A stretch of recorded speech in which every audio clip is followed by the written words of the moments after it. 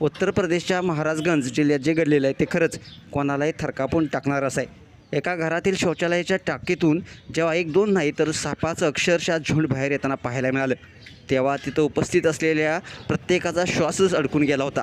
कोणीही स्वप्नात देखील विचार केला नसेल की टंकीसारख्या छोट्याशा जागेमध्ये एवढे साप लपले असतील.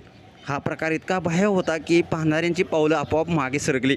अंगावर शहारे आणणारा हा व्हिडिओ सध्या सोशल मीडियावरती मोठ्या प्रमाणात शेअर केला जात आहे. जेव्हा तुम्ही तो पाहाल तेव्हा तुमच्या देखील अंगावर काटा आल्याशिवाय राहणार नाही. लोकांमध्ये भीतीचं वातावरण निर्माण झालं असून त्या घरात राहणाऱ्या कुटुंबाचं मानसिक संतुलन देखील ढासळलं आहे. या घटनेमुळे एक गंभीर प्रश्न समोर आलेला आहे. आपल्या आजूबाजूच्या परिसरात लपलेल्या अशा धोक्यापासून आपण कितपत सुरक्षित आहोत? टंकी ही केवळ पाणी किंवा सांडपाण्यासाठी नसून सापासारख्या जीवांना आश्रय देणाऱ्या जागा कशी काय ठरू शकते?